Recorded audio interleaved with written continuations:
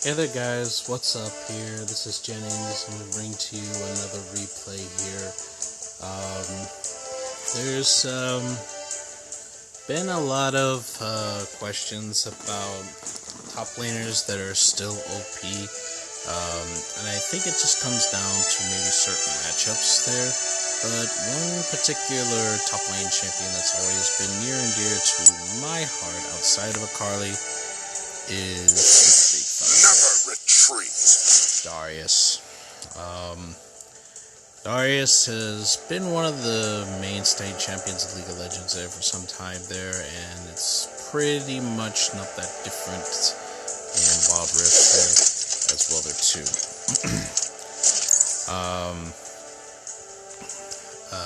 I'm just gonna show you the runes that I did, that I use for my Darius here currently. Again, I don't use the standard builds that are shown here right now because I go an adaptive build there personally there. But as you can see, Conqueror Darius works so well, especially stacking with his passive as well there too. Of course, vampirism as well. Get those tanky stats there, along with the hunter, tertiary rune, and pack hunter is especially good for when you need to run down certain enemies there. The spells that I particularly like to use is this combo Flash Ghost, simply because with Darius, you can't be afraid to chase kills when you see them coming. Obviously, you want to be particular of the matchups that you go into with Darius, but let's go into this one here. This was a ranked game earlier here.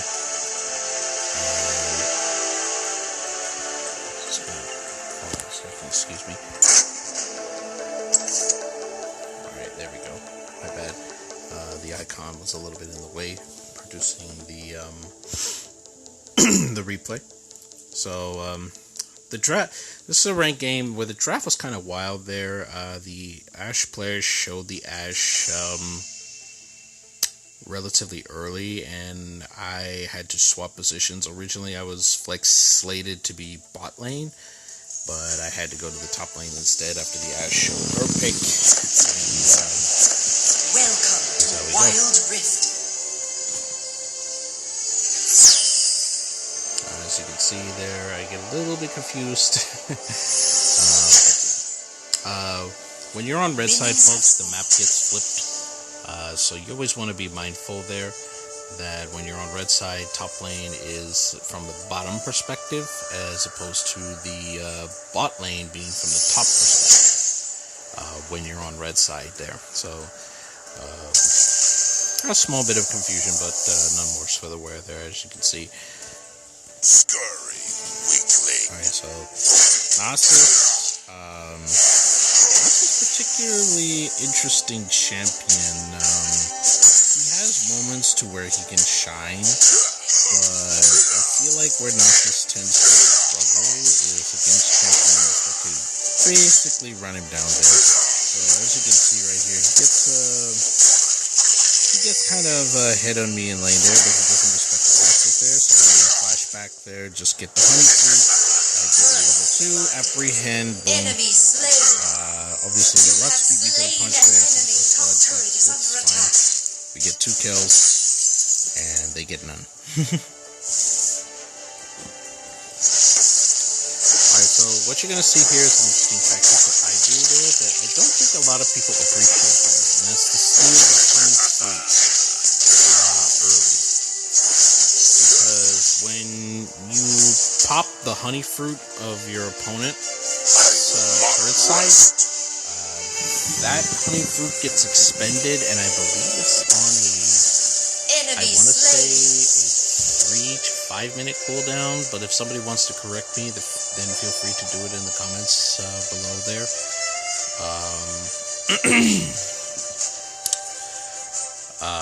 But at any rate, as you can see, both sides honey fruits has already been expended there as I used mine earlier. So, my build path is a very interesting one here for this season. As you can see, we're going to start it with another rundown here. As you can see, I'm already full stacks. It's bleeding. It's bad. And I don't think the flash is going to save you, buddy. Yeah, you guys are going to bleed out.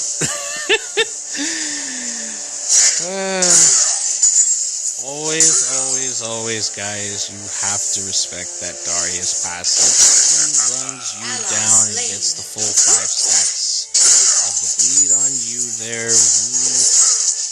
I would say you probably might want to be heading for the hills after about the 3rd stack. It's not the 2nd, I would even say. They ramp up quite quick if you build Darius the right way. So, as you can see from the phage there, my initial plan, and the ruby crystal, my initial plan was to go black cleaver for the first item, but I decided to change routes, and I get a stinger, as you could see there. So now, not only do I give the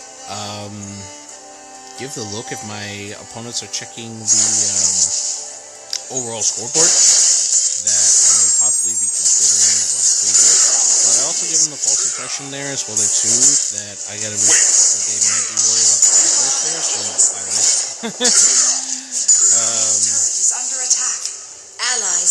So it's kind of an interesting mind game. As you can see, Honey Fruit already back up. I will get it eventually there. I believe I can get the Honey Fruit. Yeah.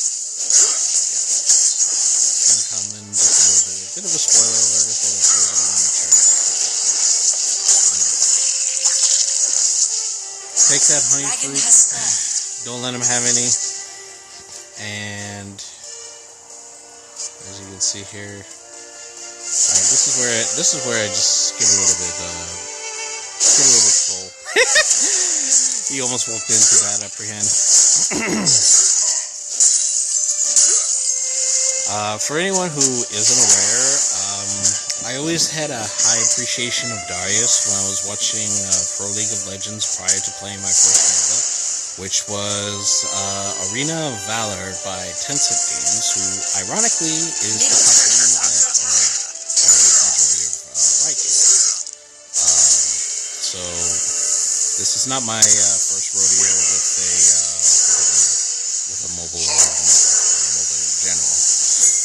And I did tool around a little bit there. Excuse me, I'm sorry, I forgot to take that out. My apologies. The enemy has slain the dragon. But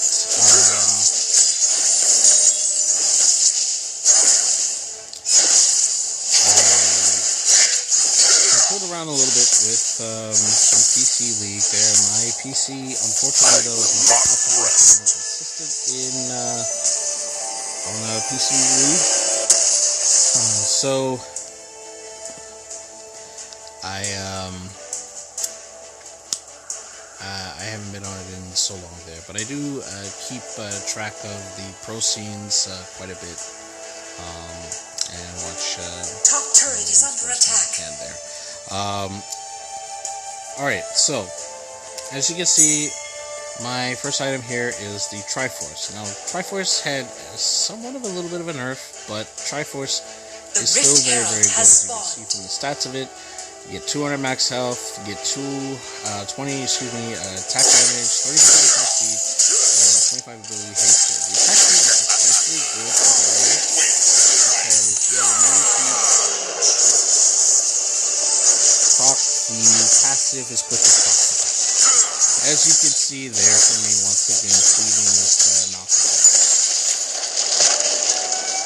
Alright, so this is where the game kind of gets a little nutty here. Trying to chase down the here.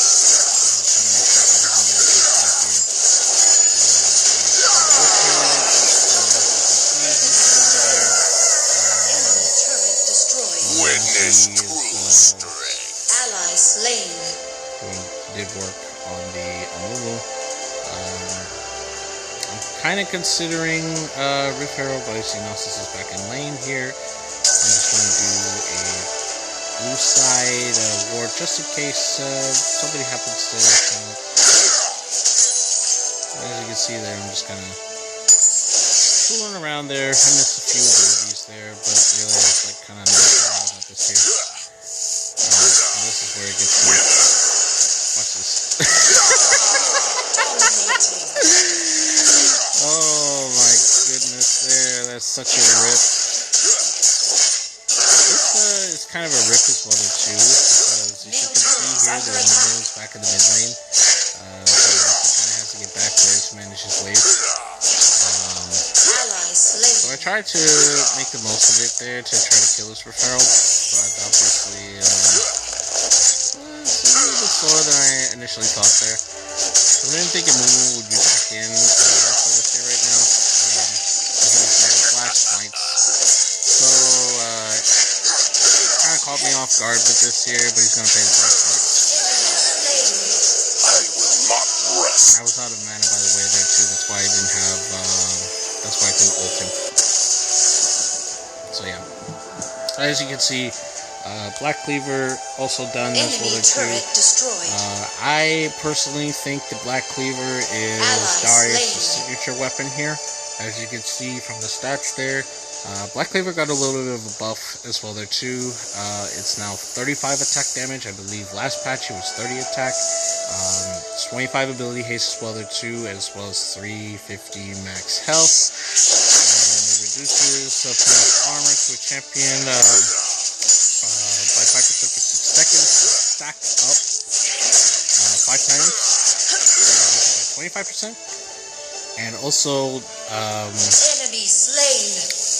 The other secondary passive, dealing physical damage, grants 10 move speed, and kill grants 60 move speed for 2 seconds there. And a welcome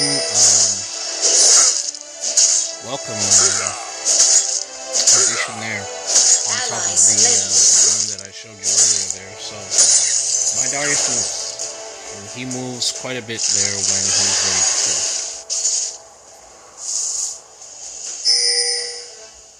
And Darius is a very flexible champion to build. Main items you really want to prioritize with Darius are between Triforce and Black Cleaver, whatever you're trying to build.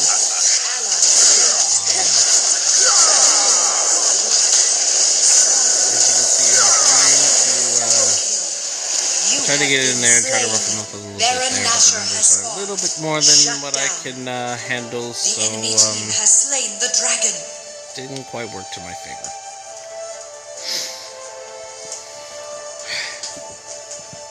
But Darius can have that power there. As soon as he gets one Noxian Guillotine kill there, not only does it reset the cooldown, it also implements fear amongst enemy champions that are nearby. And as well there as getting killed with Noxian Guillotine makes the next hit for Darius implement all 5 stacks of passive from the next champion that you get. Or actually not the doesn't matter if it's monster or enemy.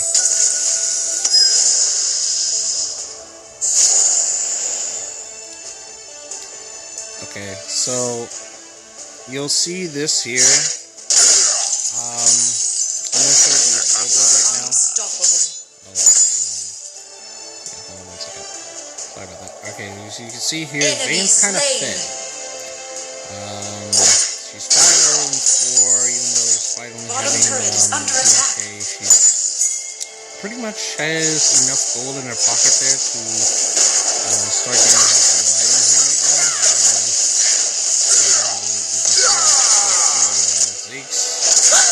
Somehow he is doing this here, I don't know how, but it's fine. Flash to him, get the kill there, then I basically just get out. I will not rest. So as you can see here, the big man can move when built the right way. Ally slain. Enemy turret destroyed.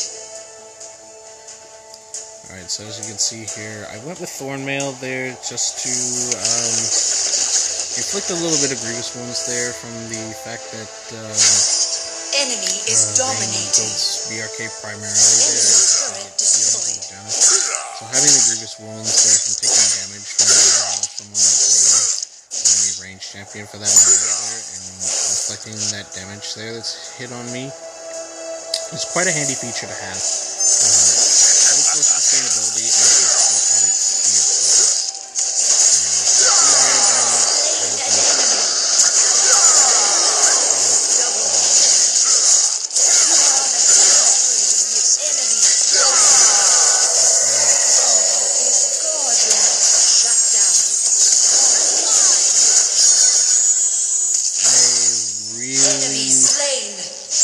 Really did my absolute best there to try to make the most of the situation there.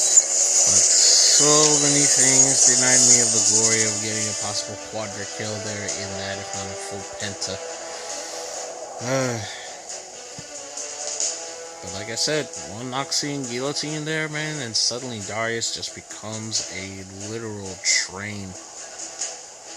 Alright, so as you can see here, I've got the Giant's Fist and long sword there, possibly setting up for a staircase, which was initially in my game plan there, but then I started to think, okay, Ally slain. yeah, I got Merc Treads, but that's not really enough magic efficiency here, especially as Zeus late game there, but really become important. He's allowed to survive in this game here. As you can see here, some of my teammates continue to give kills over, making this game a lot closer than what it probably should be. Of course, I'm on silver 3, unfortunately, here, so that's the best top tier gameplay here. I try to make it at least a good show there at times.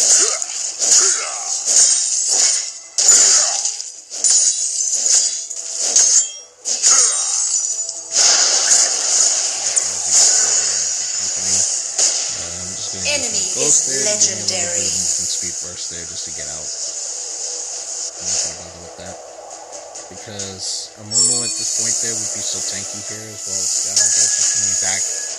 It's just not worth the fight. Gotta know how to pick your battles, folks. It's always key to climbing up the ranks and just knowing your battles, knowing the matchups, and of course working with your teammates as well there too to try to give you the best possible chance to win the game. Ally slain. Alright, so right now it's a bit of an interesting state of the game here right now. We're trying to keep them locked down here, but as you can see we still have one tier 2 up. So it's not quite secure yet. Enemies have been pushing across here right now, but they separate themselves from the team there, and that is so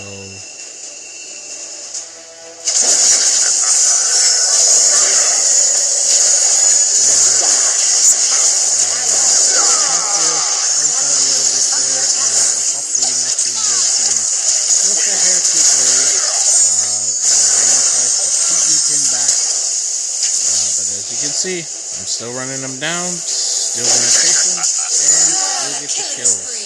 Shut down. Enemy slain. Ash and Lux. Good assist to them, and kill as well as you for the Ash. I really appreciate their help there. Making sure I will not rest. those champions die. Middle turret is under attack.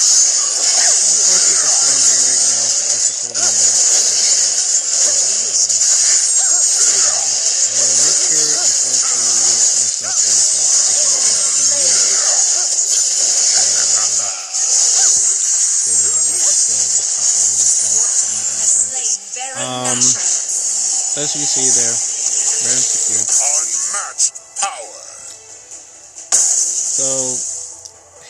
And this is where I implement my swap of items. As you see, I sell my Jarum's Fist and Longsword there, and I opt for the Spirit Visage for two reasons. Spirit Visage gives MR, gives additional ability haste, max health, and health regen. So basically, from Darius's one,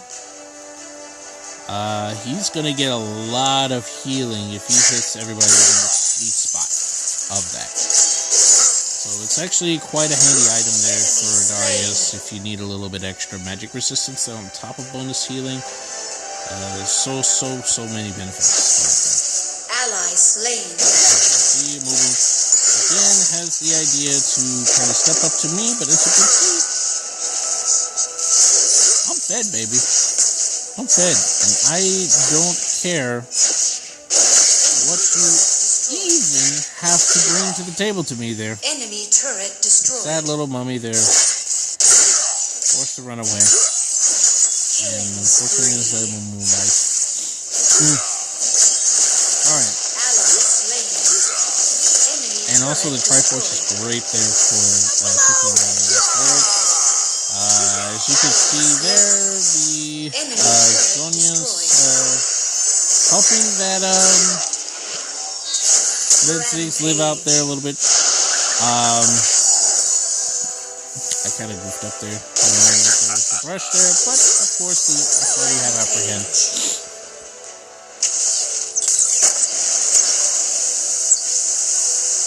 So yeah, as you can see, I'm pretty fed. And this should be pretty much the GG here right now. You are unstoppable. Shut down.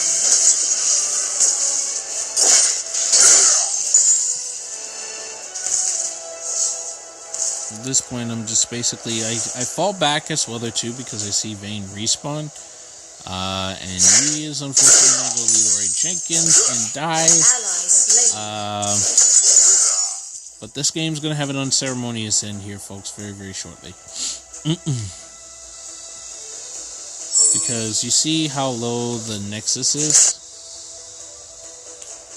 Try to do my best here. But yeah, that Nexus is so low, and you see the super creeps there.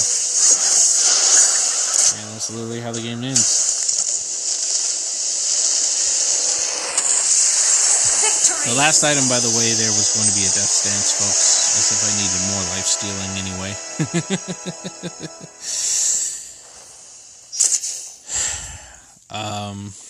But yeah. That was S-rated game from me, obviously MVP. Just look at the damage. Like I said, Darius in right hands can feel like an absolute freight train just ready to just dunk everybody into oblivion. But that's going to do it for me. I hope you all enjoyed this replay here. I'll try to, like I said, post some more highlights here from Wild Rift, guys. And if you like this video, leave a comment of what you think here, and give my channel a subscription. I would greatly appreciate it. And go ahead and share the video with your friends, or some other followers, or acquaintances that you have there. But that's gonna do it for me, guys. Take care.